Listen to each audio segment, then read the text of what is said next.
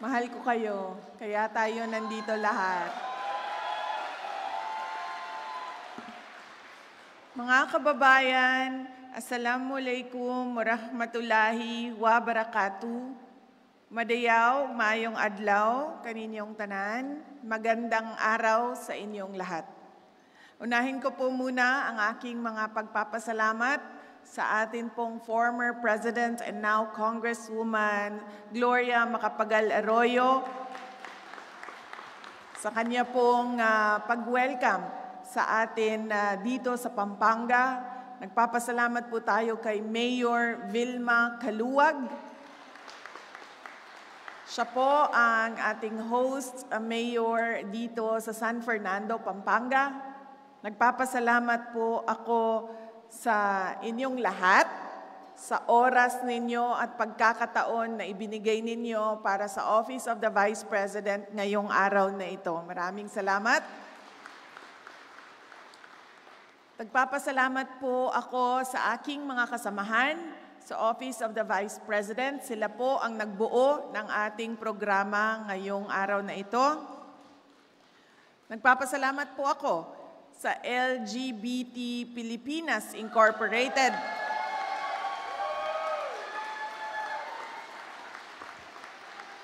Sa kanila pong tulong na mabuo ang programa natin ngayong araw na ito at sa lahat po ng aming mga kababayan na LGBTQIA+ na nasa communities, maraming salamat po sa inyong lahat. Noong nakaraang taon ay naikwento ko po sa inyo, nandun tayo sa Cagayan de Oro para sa ating ikalawang Pride Reception. Nakwento ko sa inyo na maaga ako namulat kung ano ang isang bakla. Dahil ang akin pong uncle, ang kapatid ng aking nanay, was openly gay in the 1980s. Hindi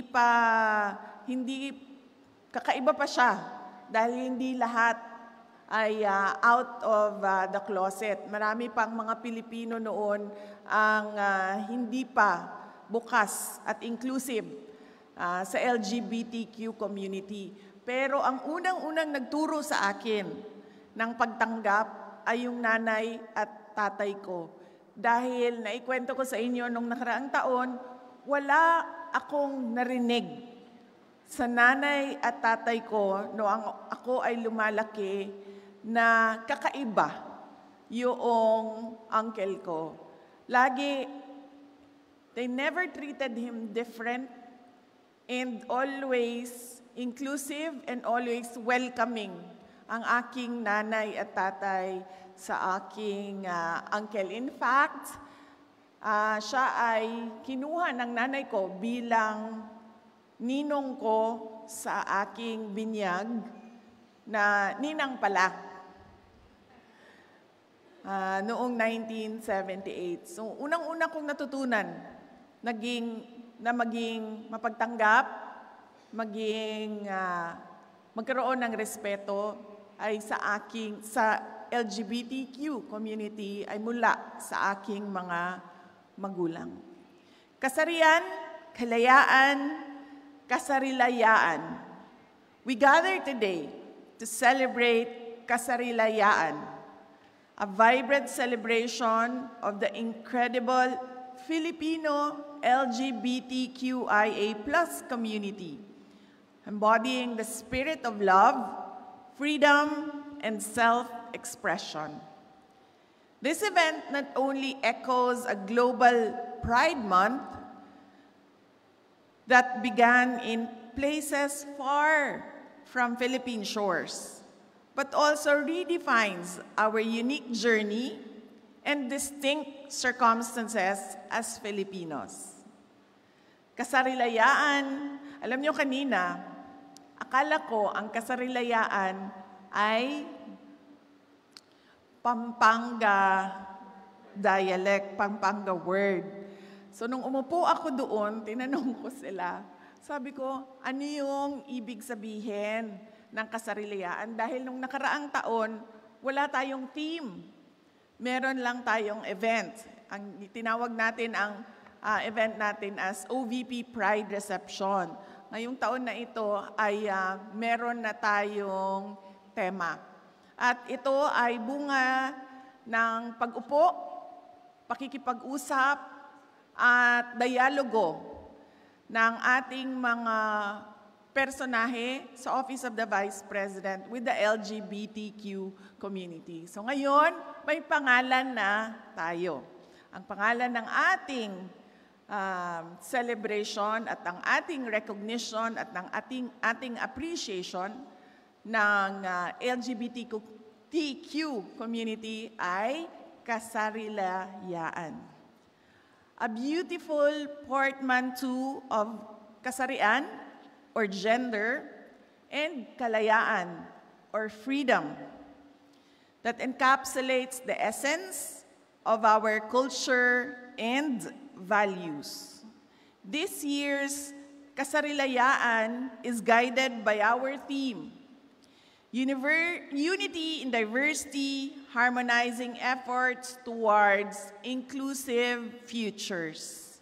It speaks to where we are now, a community moving forward, building on our strengths, and continuing to carve out spaces where everyone can thrive. I am proud of our hardworking and dedicated employees of the Office of the Vice President for their role in the OVP's agenda for the community. May I request my colleagues from the Office of the Vice President to please stand up and be recognized by the community.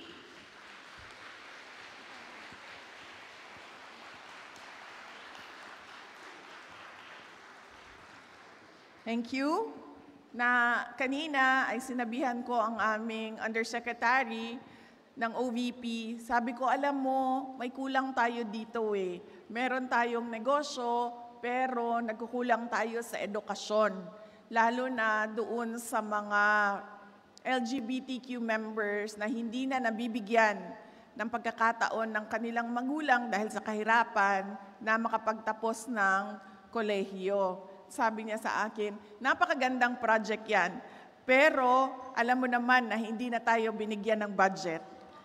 Di bale, darating tayo. God will provide.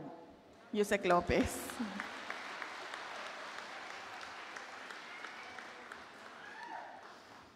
OVP is the only national government agency that has established a readily identifiable, comprehensive, and targeted support for the LGBTQIA+ community in terms of employment and livelihood programs at the national level. Masasabi nating iba na ang panahon ngayon. Ang mga kabataang miyembro ng LGBTQIA+ community ay ipinagdiriwang na ngayon para sa kanilang mga natatanging talento sa mga paaralan. Itinataguyod at sinusuportahan ng kanilang mga pamilya at pinasisigla ng kanilang mga kaibigan sa ating mga komunidad at maging sa mga online platforms. Ibang-iba noong 2012, noong pinangunahan ng Cebu City at Davao City ang pagpapatupad ng Anti-Discrimination Ordinance. Sumunod dito ang iba't ibang lungsod at munisipalidad kagaya ng Angeles City, Antipolo, Bacolod, Baguio, Batangas, Butuan, Calamba, Candon, Dumaguete, General Santos, Iloilo, Mandaue, Manila, Puerto Princesa at Quezon City and Vigan na nagpapatupad din ng mga ordinansa laban sa diskriminasyon at nagbibigay ng mahalagang lokal na proteksyon batay sa sexual orientation, gender identity, and expression. Para sa mga kababaihan at LGBTQIA+ community members, ang mga ito ay makapangyarihang mga pahayag ng pagtanggap na nakaukit na sa ating mga lokal na komunidad. Ang okasyong ito ay hindi lamang tungkol sa pagdiriwang at pagkilala. Ito rin ay tungkol sa pagbibigay kapangyarihan at pagbuo ng mga nasasalat sa landas tungo sa mas ligtas na kinabukasan. While we celebrate the growing acceptance and local protections, we must also acknowledge that the journey towards true equity is far from over, especially when it comes to economic opportunities.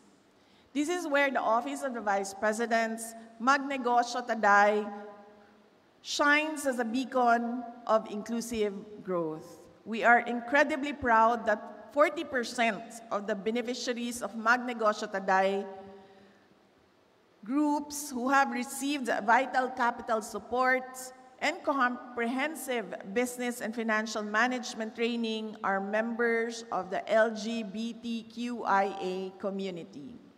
This consists of two associations, Palawig LGBTQ Incorporated, with 200 members based in Palawig, Zambales, and Alima LGBTQIA+ Zamboanga del Sur Association with 100 members.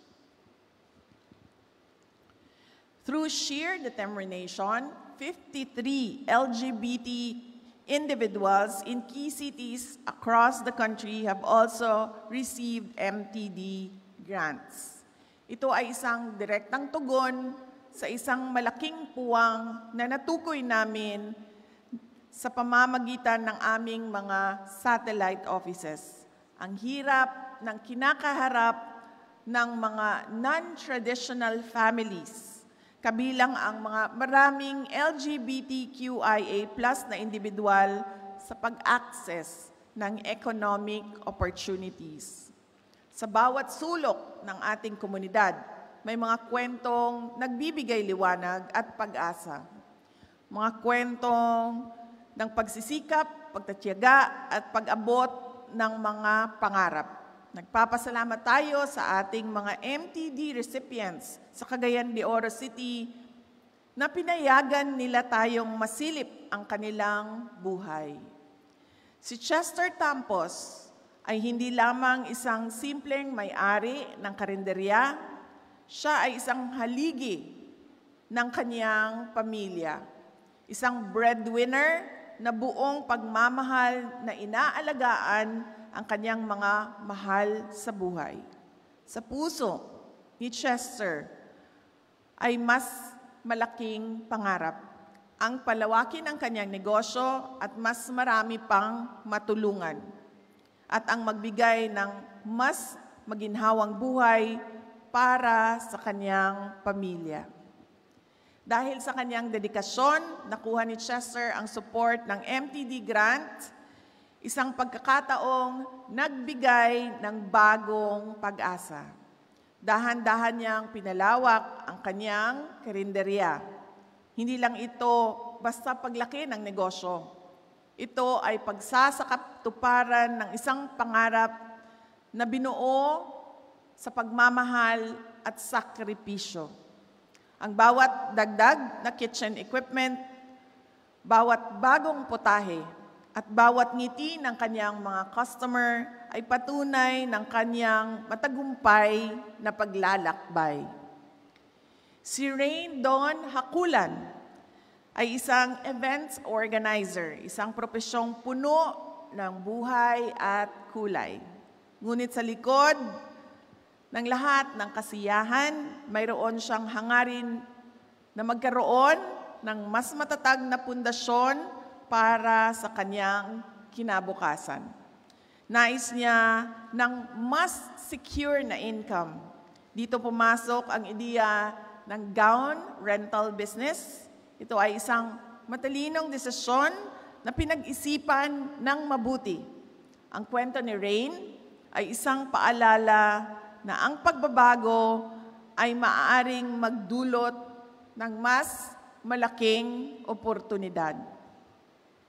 At nariyan din si Brian Villegas, isang make-up artist na sa loob ng maraming taon ay hinubog ang pangarap ng maging beauty salon owner. Ito ay isang pangarap na ilang taong pinanghawakan, isang vision na unti-unting nagiging malinaw sa kanyang isip.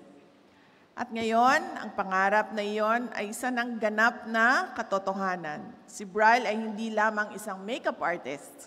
Siya na ngayon ay isang ganap na business owner at employer. Ang kanyang salon ay hindi lang isang lugar kung saan nagpapaganda, ito ay isang espasyo ng inspirasyon.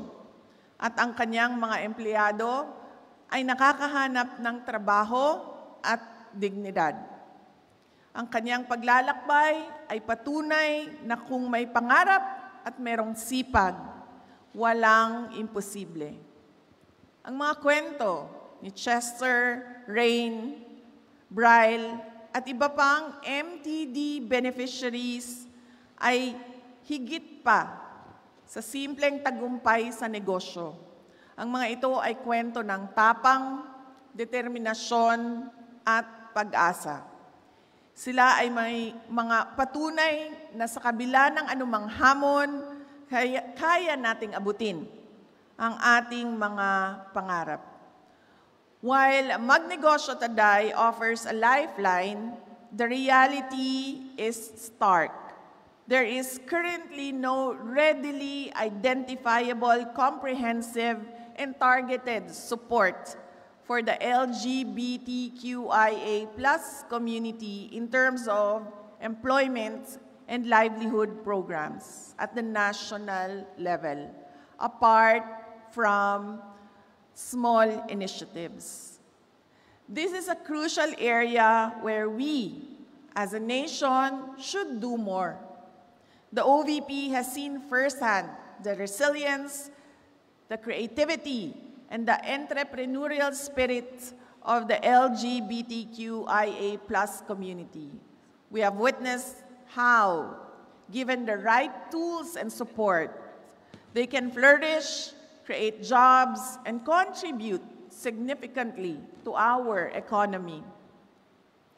That is why we strongly recommend expanding our national social protection programs to explicitly cover non-traditional families.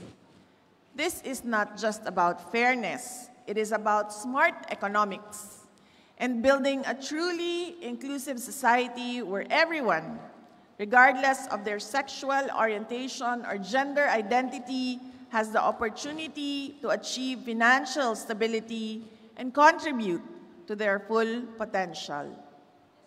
To build a society that embodies equity and justice, we must turn our attention to the foundational pillars of our society, our laws. Let us cast our gaze forward, recognizing the vital role of robust legislative agenda in securing the rights and dignity of every LGBTQ+IA Filipino.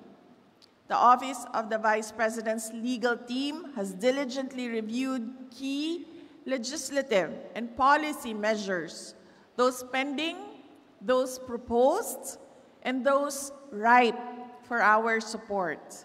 Allow me to highlight some of the crucial areas where we believe legislative and executive action is not just beneficial, but essential. First and foremost, we champion the passage of a comprehensive anti-discrimination act, such as the spirit embodied in Senate Bill number 2766, authored by Senators Poe, Padilla, Villanueva, Marcos, and Estrada. This bill, consolidating earlier efforts, is not merely about protecting a specific group. It is about upholding human dignity for all, as enshrined in the Global Human Rights Covenants. This is a universal human obligation, and it is time we enshrine it into national law. Equally vital is the conversation around the Civil Union Act, Senate Bill number 449, proposed by Senator Robin Hood Padilla. This bill seeks to amend our family code, defining civil unions as legal relationships for same-sex couples and granting rights in areas like property, inheritance, adoption, and social security. I invite scholars to study the social and economic implications of the Civil Union Act as we endeavor to address the unique circumstances of civil partners, moving beyond mere accommodation to genuine tailored inclusion. To ensure these policies are not just passed, but effectively implemented, we advocate for the creation of a national LGBTQIA+ commission. This proposed body would serve as the comprehensive lead agency, coordinating with government bodies, formulating evidence-based policies, and developing vital empowerment programs, especially for the vulnerable sectors like the LGBTQ+ IA youth, who too often face rejection, school dropout, and homelessness, including the highest of the percentage of HIV-affected patients. While an interagency committee led by the DSW exists, a dedicated commission is crucial for nationwide holistic inclusion. Drawing insights from partners like LGBTQ Pilipinas Incorporated, we also identified other critical policy measures. Strengthening the Safe Spaces Act. 6 years after its enactment, we need more extensive implementation to address gender-based harassment, especially with evolving technologies. This includes establishing LGBTQIA+ focal desks in law enforcement agencies and offices, creating halfway homes and emergency shelters for survivors of abuse, and setting up dedicated helplines for psychosocial support. The expanded access to mental health and HIV health services. We must deploy more gender-sensitive counselors in public health centers, expand life-saving pre-exposure prophylaxis programs, integrate SO-GSC models into health education, and bolster community-based outreach.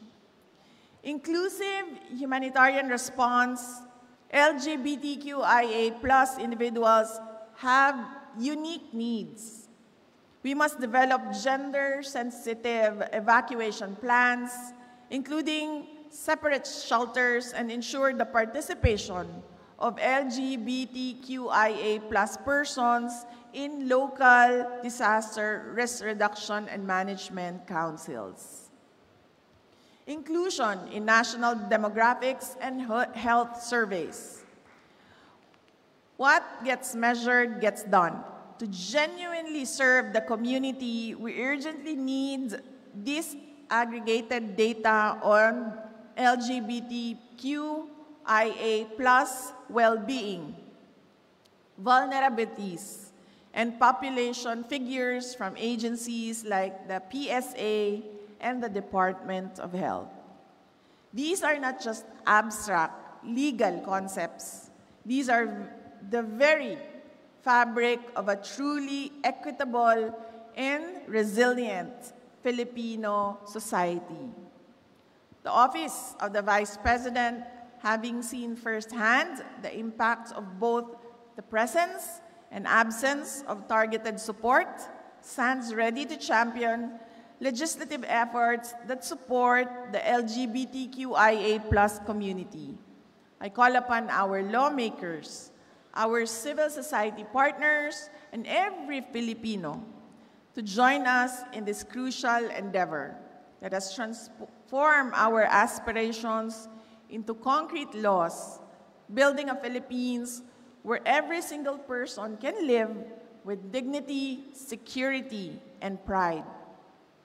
Together, let us lift and uplift LGBTQIA+ voices, enrich dialogue, and strengthen our collective calls for equality and inclusion within Philippine society. Inuulit ko, unahin natin ang bansa kesa sa pansariling interes.